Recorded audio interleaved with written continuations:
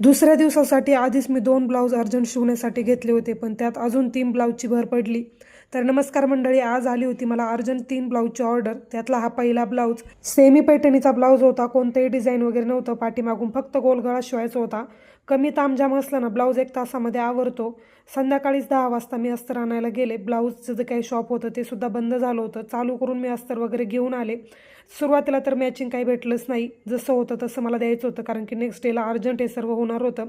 रात्रीचे 1 वाजले होते. पहिला ब्लाऊज शिवायला घेतला आणि त्यानंतर शिवता शिवता असं लक्षात आलं की आता खूपच जास्त झोप आलेली आहे. पण झोपेवरती कसं तरी कंट्रोल केला आणि ब्लाऊज कंप्लीट केला.